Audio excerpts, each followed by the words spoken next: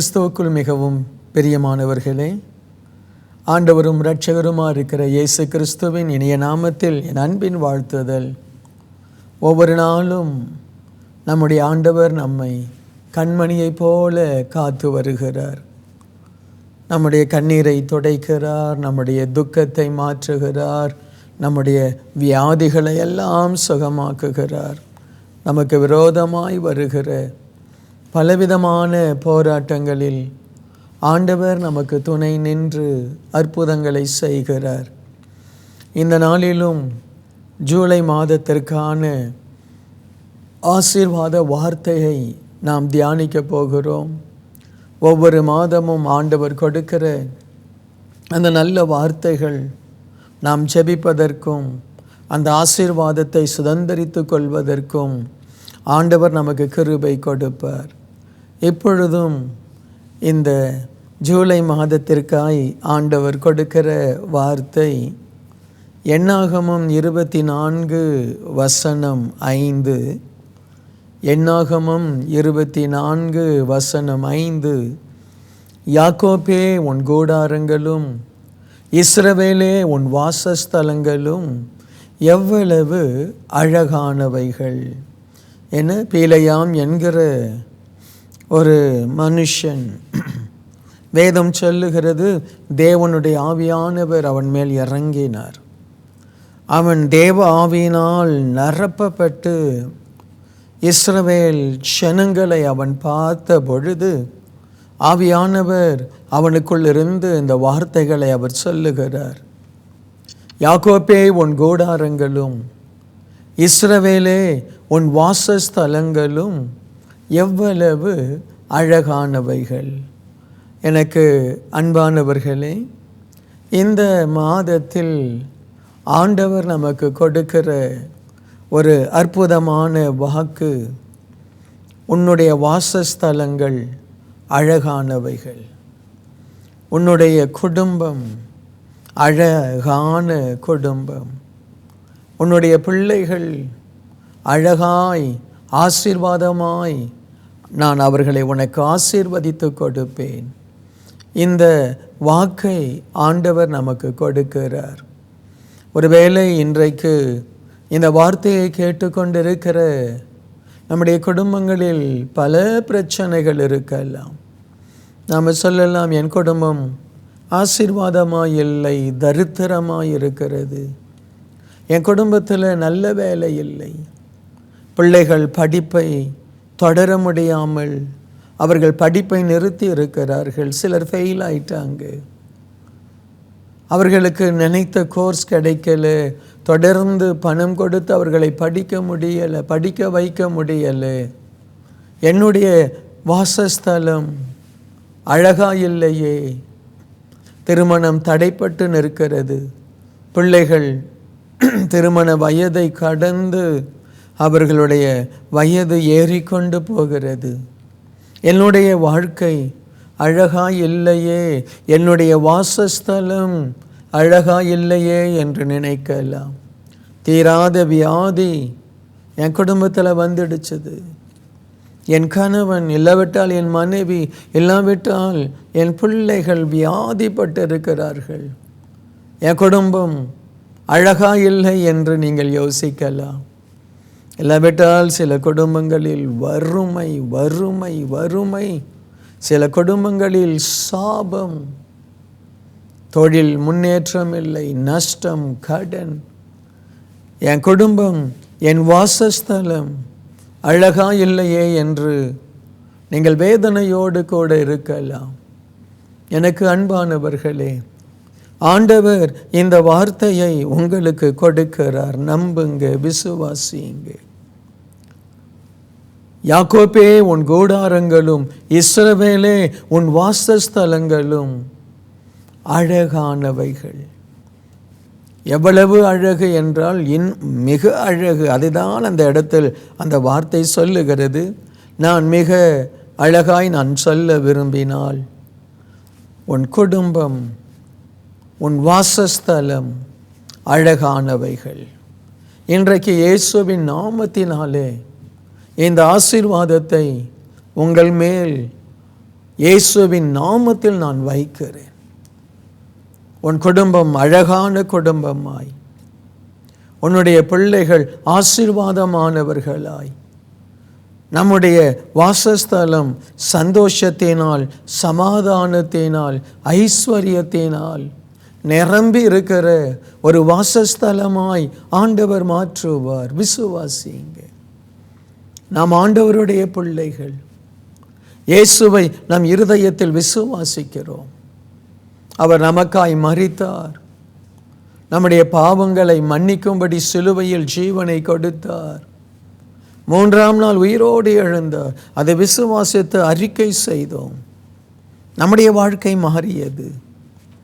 பாவத்திலிருந்து விடுதலை ஆண்டவர் கொடுத்தார். நம்முடைய வாழ்க்கை ஒரு அழகான ஒரு வாழ்க்கையாய் ஆண்டவர் மாற்றினார். இன்றைக்கு நமக்குள் பாவ கிரியைகள், சாப கிரியைகள் இல்லை. பாவத்திலிருந்து ஒரு விடுதலையை ஆண்டவர் கொடுத்தார். என்ன? இயேசுவை விசுவாசித்தோம். இயேசுவின் இரத்தம் என் பாவங்களை அது முற்றிலும் கழுவுகிறது. உன் பாவத்தை அறிக்கையிடு, அவர் உன் பாவத்தை மன்னிப்பார். மனஸ்தாபப்படு. பரிசுத்த ஆவியானவரே என் உள்ளத்தில் வந்து என் அகத்தின் அழகை அழகுபடுத்தும். வெளி தோற்றத்தில் நான் அழகாய் இருக்கிறேன், நன்றாய் உடுத்துகிறேன். ஆனால் என் உள்ளத்தின் ஆழத்தில் பாவ கிரியைகள், இச்சைகள், பாவங்கள், அந்தரங்க பாவங்கள், மறைமுகங்கள். ஆண்டவர் முதலாவது நம்முடைய உள்ளத்தில் தான் வர விரும்புகிறார். அவர் சொல்றாரு, உன்னுடைய சரீரம் பரிசுத்த ஆவியானவருடைய ஆலயமாய் இல்லாவிட்டால் வீடாய் இருக்கிறது. நான் அழகுபடுத்துவேன். அப்படிதான் ஆண்டவர் நம்மை மாற்றி இருக்கிறார். முன்பு இருந்த கோபம் போயிடுச்சது. முன்பு இருந்த பாவ பழக்கங்கள் நம்மை விட்டு விலகிவிட்டது. எவ்வளவு சாந்தமாய், எவ்வளவு அமைதியாய், எவ்வளவு அன்பாய் தேவன் நம்மை மாற்றி இருக்கிறார். ஆண்டவர் சொல்றாரு, நான் உன்னை ஒரு நல்ல ஆசீர்வாதமான மனிதனாய் மாற்றுகிறேன். அதற்கு காரணம் நம்முடைய உள்ளத்தில் இயேசுவை விசுவாசித்தோம். அதே விசுவாசத்தை இந்த வார்த்தையில் வையுங்கள். தேவன் என் வாசஸ்தலத்தை அழகாய் மாற்றுவார். ஆண்டவர் என் குடும்பத்தை, எனக்கு கொடுத்த என் குடும்பத்தை அழகாய் மாற்றுவார். தேவனால் முடியும், ஆண்டவரால் முடியும். பிரியமானவர்களே, இந்த என்னாகமம் 24:5 நம்முடைய இருதயத்தை சந்தோஷப்படுத்துகிறது. யாக்கோப்பே உன் கூடாரங்களும், இஸ்ரவேலே உன் வாசஸ்தலங்களும் எவ்வளவு அழகானவைகள். ஆண்டவர் இன்றைக்கு அப்படி நம்முடைய வாழ்க்கையை, நம்முடைய குடும்பத்தை, நம்முடைய இருதயத்தை ஆண்டவர், நம்முடைய வாழ்க்கை முழுவதையும் ஆண்டவர் மாற்றுவார். ஒரு வாசஸ்தலம் அழகாக இருப்பதற்கு மிக முக்கிய காரணம் சங்கீதம் 133:1 சொல்லுகிறது, ஏதோ சகோதரர் ஒருமித்து வாசம் பண்ணுகிறது, எவ்வளவு நன்மை, எத்தனை இன்பம். எனக்கு அன்பானவர்களே, நம்முடைய குடும்பத்தில், நம்முடைய ஆலயத்தில், நம்முடைய வாழ்க்கையில் ஆண்டவர் இந்த ஒரு மனத்தை கொடுத்து நம்முடைய குடும்பத்தை ஆண்டவர் ஆசீர்வாதமாய் ஆண்டவர் மாற்றுகிறார். என் குடும்பம் ஆசீர்வாதமாய் மாறுமா? பரிசுத்த ஆவியானவர் நம்ம குடும்பத்தின் மேல் வரும் பொழுது, அதை தான் அந்த 133:2 சொல்லுகிறது. அது ஆரோனுடைய சிரசின் மேல் ஊற்றப்பட்டு அவனுடைய தாடியில் வடிகிறதும் அவனுடைய அங்கியின் மேல் இறங்குகிறதுமான நல்ல தைலம், நல்ல குணம், நல்ல ஆசீர்வாதம். பிரியமான சகோதரனே, உன் குடும்பம் இனிமையான, அழகான, ஆசீர்வாதமான குடும்பமாய் மாறுவதற்கு அந்த குடும்ப தலைவன் தன் தலையின் மேல் தேவனுடைய உன்னத அந்த ஆசீர்வாதங்களை அவன் பெற்றிருக்க வேண்டும். அபிஷேகத்தை அவன் பெற்றிருக்க வேண்டும். அது ஆரோனுடைய சிரசின் மேல் ஊற்றப்பட்டது. இதை நாம் எப்படி பெற்றுக்கொள்வது? ஜெபம். ஆண்டவரே, என்னுடைய வாசஸ்தலம், என்னுடைய குடும்பம் ஆசீர்வாதமாக இருக்கணும். என் தலையை அபிஷேகம் பண்ணும். என் குடும்பத்தை ஆசீர்வாதமாய் மாற்ற வேண்டிய கடமை எனக்கு உரியது என்று ஒரு தேவ மனுஷன், ஒரு சகோதரி தன் குடும்பத்தில் அந்த ஒரு மனத்தை கொண்டு வர அந்த தேவனுடைய அந்த அபிஷேகத்தால் நிரப்பப்படணும். அது என்ன செய்தாம்? தாடியிலே, அவனுடைய அங்கியிலே இறங்குகிறது. நம்முடைய குடும்பம் நம்ம மேல் இருக்கிற அந்த ஆசீர்வாதத்தை, என் தலையில் ஊற்றப்படுகிற அந்த அபிஷேக தைலம் என் தலையை நிரப்புகிறது. என்னுடைய முகத்தில், என்னுடைய சரீரத்தில் அது வழிந்தோடுகிறது. அப்படி தான் நம்முடைய குடும்பம். ஒரு தகப்பன், அவன் மேல் இருக்கிற ஆசீர்வாதம் அவனுடைய மனைவி, பிள்ளைகள் மேல் வழிந்தோடும். ஆண்டவர் சொல்றாரு, என் பக்கம் வா, என் வசனத்தை பிடித்துக்கொள், என்னை நோக்கி கூப்பிடு, நான் உன்னுடைய வாசஸ்தலத்தை அழகாய் மாற்றுவேன். உன் வாசஸ்தலம் சமாதானத்தினால், சந்தோஷத்தினால் நிரம்பி இருக்க நான் பண்ணுவேன். ஆண்டவர் அப்படி நம்முடைய குடும்பத்தை அவர் ஆசீர்வதிப்பார். அடுத்து ஆண்டவர் சொல்றாரு பாருங்க, சங்கீதம் 84:1, சேனைகளின் கர்த்தாவே, உமது வாசஸ்தலங்கள் எவ்வளவு இன்பமானவைகள். எனக்கு அன்பானவர்களே, எப்படி ஆரோனுடைய சிரசில் அபிஷேகம் இறங்கும் பொழுது அந்த அபிஷேகம் அவன் மேல், அவன் ஆடையில் அவனை சுற்றி இருக்கிறவர்களை ஆசீர்வாதமாய் மாற்றுகிறதோ, அதே போல அதைவிட அதிகமாய் சேனைகளின் கர்த்தாவே, உமது வாசஸ்தலங்கள் எவ்வளவு இன்பமானவைகள். ஒரு தேவனுடைய வாசஸ்தலம் இன்பமானது, ஆசீர்வாதமானது. தேவனுடைய ஆலயத்தில் பரிசுத்தவான்கள், ஜெபிக்கிறவர்கள், தேவனை தேடி வருகிற மக்கள் வந்து கூடுகிற ஒரு இடம். அந்த தேவனுடைய ஆலயத்தை நாம் இன்பமாய், ஆசீர்வாதமாய் அதில் இருக்கக்கூடிய ஒவ்வொரு விசுவாசிகளும் மாற்றணும். நம்முடைய ஆலயத்திற்கு வருகிறவர்கள் தேவனுடைய அந்த அபிஷேகம், ஆரோனின் தலையில் ஊற்றப்பட்ட அந்த தைலத்தை போல நம்ம மேலே ஊற்றப்பட்ட அந்த தைலம், அந்த ஆசீர்வாதம் நம்முடைய ஆலயத்தில் இருக்கிறவர்களை நிரப்ப வேண்டும். தேவனுடைய ஆலயத்தில் இருக்கிறவர்கள் ஆலயத்தை இன்பமாய் மாற்றணும், சந்தோஷமான இடமாய் மாற்றணும். இந்த இடத்துல ஒரு மனம், ஒற்றுமை, அன்பு, ஐக்கியம், ஒருவரை ஒருவர் கனம் பண்ணுவது, ஒருவரை ஒருவர் நேசித்து அவர்களுக்கு பணிவிடை செய்வது. அப்போது அவர் சொல்கிறார் பாருங்க, அப்படிப்பட்ட ஒரு ஆலயத்திற்கு வரும் பொழுது என் ஆத்துமா கர்த்தருடைய ஆலய பிரகாரங்கள் மேல் வாஞ்சையும் தவனமாய் இருக்கிறது. என் இருதயமும் என் மாம்சமும் ஜீவனுள்ள தேவனை நோக்கி கம்பீர சத்தமிடுகிறது. எனக்கு அன்பானவர்களே, நம்முடைய ஆலயத்திற்கு வருகிற ஒவ்வொருவருக்குள்ளும் இந்த அனுபவத்தை ஆண்டவர் கொடுக்கணும். ஒவ்வொருவருக்குள்ளும் இந்த அனுபவத்தை ஆண்டவர் கொடுக்கணும். தேவனுடைய ஆலயத்தில் வருகிற ஒவ்வொருவருடைய ஆத்துமாவும் ஆலய பிரகாரங்கள் மேல் வாஞ்சையாயிருக்கும்படி தேவனுடைய வீடு அது மிகவும் அழகானதாய், அது மிகவும் அது அழகான வாசஸ்தலமாய் அது மாறணும். என்ன ஆண்டவர் அப்படி செய்யணும். அப்படி அந்த வாசஸ்தலம் மாறும் பொழுது அதில் என்ன நடக்குது என்றால், உமது வீட்டில் வாசமாக இருக்கிறவர்கள் பாக்கியவான்கள், அவர்கள் எப்பொழுதும் உம்மை துதித்து கொண்டிருப்பார்கள். எனக்கு அன்பானவர்களே, நம்முடைய வாசஸ்தலம் ஆகிய இந்த ஆலயம், நீங்கள் போகிற உங்களுடைய ஆலயம், உங்களை தேவனை துதிக்க வைக்க வேண்டும். உங்களை ஆண்டவருக்கு பணிவிடை செய்ய வைக்க வேண்டும்.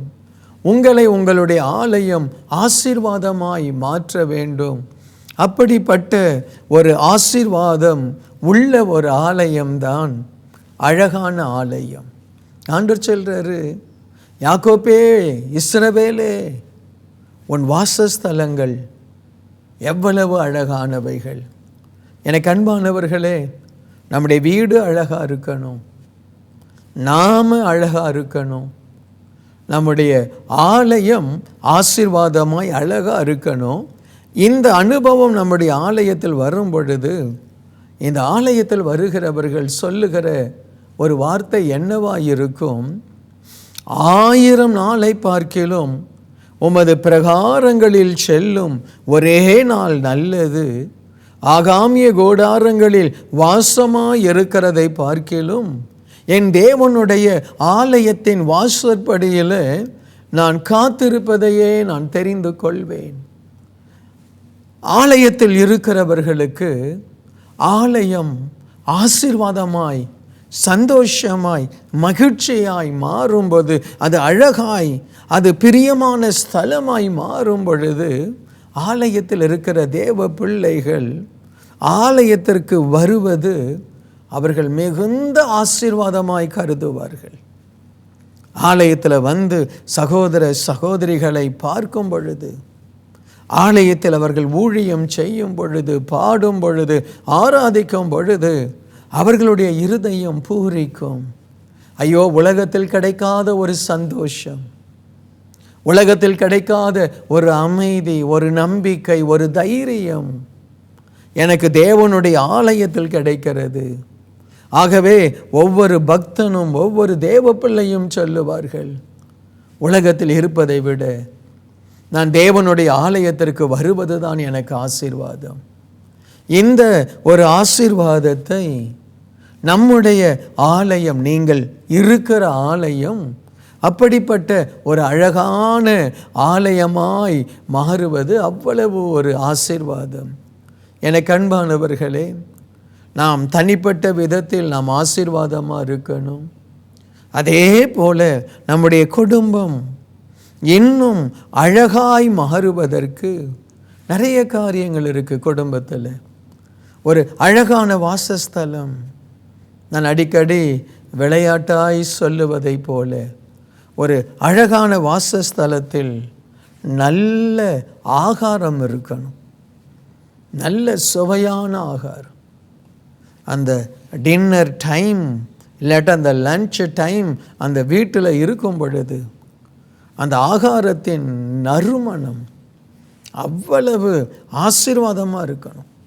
நீங்கள் பாருங்கள், யாக்கோப்பு கூழ் காய்த்து கொண்டிருந்தான், ஏசா வரான், அது அவ்வளவு பார்வைக்கு அழகாக இருக்குது, அவ்வளவு சுவையாக இருக்குது, ஏதோ ஒரு வாசனையாக இருக்குது. அவன் சொல்கிறான், இந்த கூழ் எனக்கு வேணும், என் சேஷ்டபுத்திரத்தை நீ வாங்கிக்கொள். நம்முடைய வீடு ஒரு அழகான வீடாய், ஒரு ஆசீர்வாதமான ஒரு குடும்பமாய் இருப்பதற்கு ஆகாரம், சமைக்கிற முறை, அந்த ஆகாரத்தில் தேவனுடைய ஆசீர்வாதம் மிக முக்கியம். உன் அப்பத்தையும் தண்ணீரையும் ஆண்டவர் ஆசீர்வதிக்கணும். தானியேலை ஆண்டவர் ஆசீர்வதித்தார். அவன் புஷ்டியாய், ஞானமாய், ஆசீர்வாதமாய் இருந்தான். நம்முடைய பிள்ளைகள் நல்ல செழிப்பாய், நல்ல ஒழுங்காய், நல்ல ஆசீர்வாதமாக இருக்கணும். சில வீடுகள் பெரிய பெரிய கட்டிடங்கள், உள்ளே இருக்கிறவங்க வியாதி படுக்கையில் இருப்பாங்க. நல்ல வசதியான வீடு, பிள்ளைகள் ஒழுங்கற்றவர்களாக இருப்பாங்க, கீழ்ப்படியாதவர்களாக இருப்பாங்க.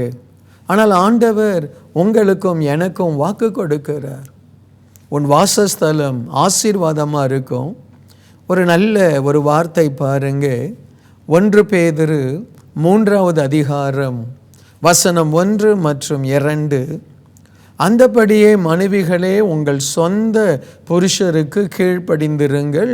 அப்பொழுது அவர்களில் யாராவது திருவசனத்திற்கு கீழ்ப்படியாதவர்களாய் இருந்தால் பக்தியோடு கூடிய உங்கள் கற்புள்ள நடக்கையை அவர்கள் பார்த்து போதனையின்றி மனைவிகளின் நடக்கையினாலே ஆதாயப்படுத்தி கொள்ளப்படுவார்கள். இதை 2 பேருக்கும் இந்த வசனத்தை எடுக்கணும். கணவனும் எடுக்கணும், மனைவியும் எடுக்கணும். ஒரு அழகான ஒரு வாசஸ்தலம் சண்டை போடுகிற வாசஸ்தலம் அல்ல. ஒருவரை ஒருவர் குற்றம் சாட்டுகிற வாசஸ்தலம் அல்ல. தன்னுடைய நல் நடக்கையினால் மனைவியை ஆதாயப்படுத்தி கொள்கிறார். தன்னுடைய நல் நடக்கையினால் மனைவி புருஷனை ஆதாயப்படுத்தி கொள்கிறாங்க. ஒருவேளை புருஷன் கடினமானவர், ஆண்டவரை அறியாதவர், ஆனால் அந்த மனைவி எல்லா விதத்திலும் கீழ்ப்படிந்து அன்போடு கூட அந்த புருஷனுக்கு சேவை செய்யும் பொழுது அந்த புருஷன் தேவன் பக்கம் வருகிறார். அந்த வீடு ஒரு நல்ல ஆசீர்வாதமான வாசஸ்தலமாய் மாறுகிறது. இதற்கு இன்னும் ஆதாரமாய் அவர் சொல்லுகிறது என்ன?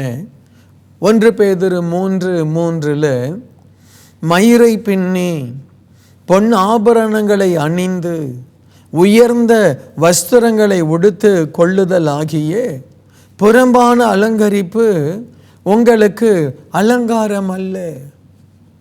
எனக்கு அன்பானவர்களே, ஆண்டவர் சொல்றாரு, புறம்பான அலங்கரிப்பு நமக்கு அவசியம்.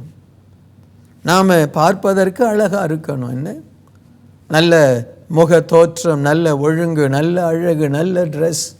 பாருங்கள், ஒரு டையை கட்டிட்டு வந்து நிற்கிறேன். தோற்றம் நமக்கு அவசியம்.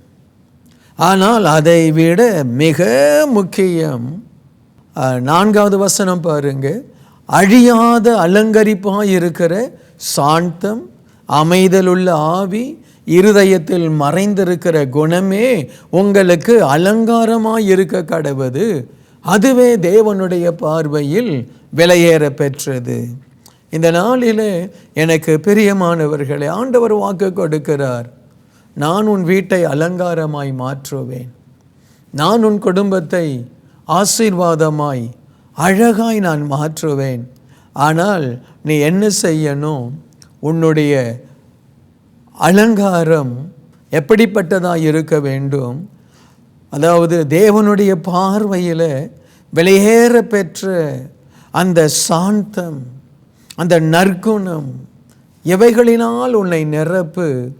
உன் வாசஸ்தலம் அழகாயிருக்கும். அதே நேரத்தில் கணவனுக்கு ஒரு அற்புதமான வார்த்தை ஓசியா 14:5 காணப்படுகிறது. நான் இஸ்ரவேலுக்கு பனியை போல் இருப்பேன், அவன் லீலி புஷ்பத்தை போல் மலருவான், லீபனோனை போல வேரூன்றி நிற்பான், அவன் கிளைகள் ஓங்கி படரும், அவன் அலங்காரம் ஒலிவ மரத்தினுடைய அலங்காரத்தை போலவும் அவனுடைய வாசனை லீபனோனுடைய வாசனை போலும் இருக்கும். அவன் நிழலில் குடியிருக்கிறவர்கள் திரும்புவார்கள். தானிய விளைச்சலை போல செழித்து திராட்சை செடியை போல படருவார்கள். அவன் வாசனை லீபனோனுடைய திராட்சரசத்தின் வாசனையை போல் இருக்கும். எனக்கு அன்பானவர்களே, இதை நான் ஒரு கணவனுக்கு லவிட்டால், நல்ல வயதில் இருக்கக்கூடிய ஒரு வாலிபனுக்கு, ஒரு சம்பாதிக்கக்கூடிய ஒரு மகனுக்கு நான் ஒப்பிடுவேன். நீ லீபனோனை போல் இருக்கணும், நீ ஒலிவ மரத்தை போல் இருக்கணும், நீ வாசனை உள்ளவனாக இருக்கணும், உன்னுடைய கிளைகள் படர்ந்து இருக்கணும். உன்னுடைய குடும்பம் என்ன செய்யணும்? உன்னுடைய நிழலிலே, உன்னுடைய அன்பில், உன்னுடைய அரவணைப்பில் அவர்கள் தைரியமாக இருக்கணும். அதுதான் அழகான ஒரு குடும்பம். சில குடும்பத்தில் கணவன் தன் கடமையை செய்ய மறந்துடுறார். சில குடும்பத்தில் மனைவி தன் கடமையை செய்ய மறந்துடுறாங்க. சில குடும்பத்தில் பிள்ளைகள் தங்களுடைய ஒழுங்கை, தங்களுடைய அர்ப்பணிப்பை மீறி கீழ்ப்படியாமல் தகாத காரியங்களை செய்திடுறாங்க. அதனாலே குடும்பம் என்னமாய் மாறிவிடுகிறது? அதாவது ஒரு ஆசீர்வாதமற்ற குடும்பமாய் மாறுகிறது. ஆனால் ஆண்டவர் இந்த மாதத்திற்கு நமக்கு சொல்றாரு, யாக்கோபே உன் கூடாரங்களும் இஸ்ரவேலே உன் வாசஸ்தலங்களும் அழகானவைகள். உங்கள் குடும்பம் அழகான குடும்பம், உங்கள் குடும்பம் ஆசீர்வாதமான குடும்பம். இன்றைக்கு அப்படி இல்லையே என்று ஒருவேளை சஞ்சலப்படலாம். இந்த வார்த்தையை, இந்த எண்ணாகமம் 24:5 படித்து கொள்ளுங்க. உங்கள் குடும்பத்தில் சுகம் வரும், ஆரோக்கியம் வரும், ஐஸ்வர்யம் வரும். விசுவாசியுங்க. இந்த மாதம் முழுவதும் இந்த வசனத்தை வைத்து ஜெபியுங்க.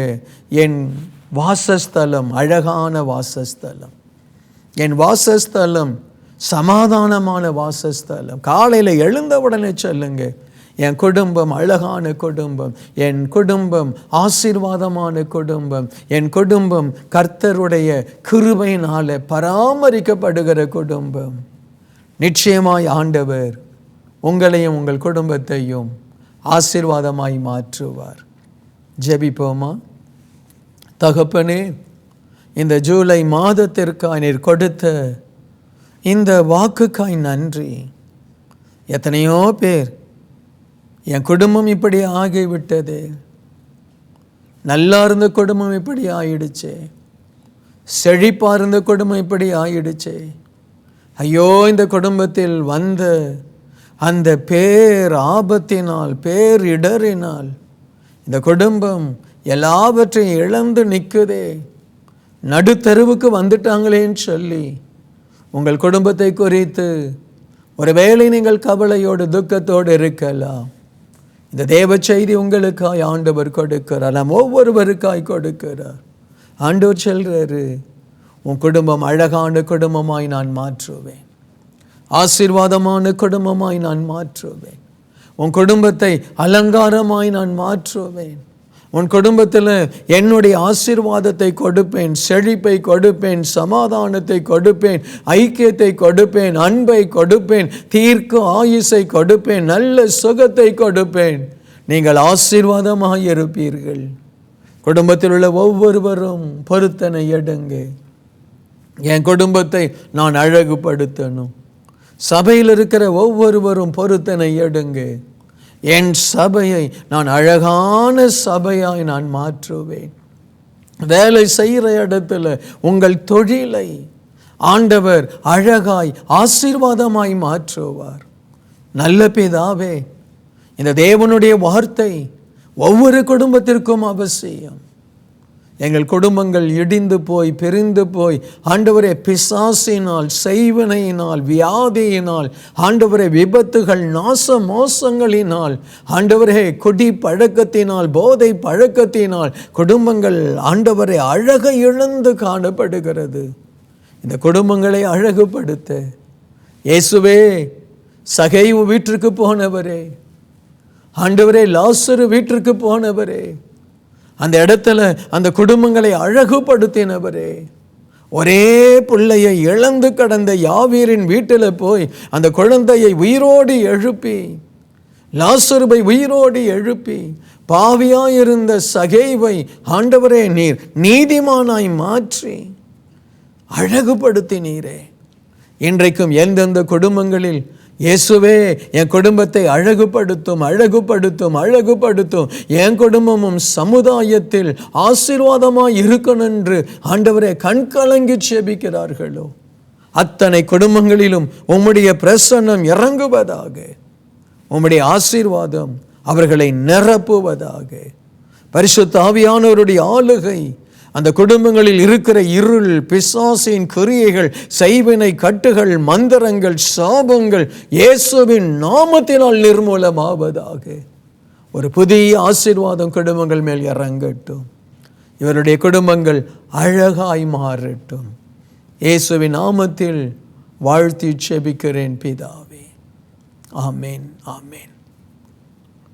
பிரியமானவர்களே, கர்த்தர் உங்களை ஆசீர்வதிப்பார். உங்கள் குடும்பம் ஆசீர்வாதமாக இருக்கும். God bless you.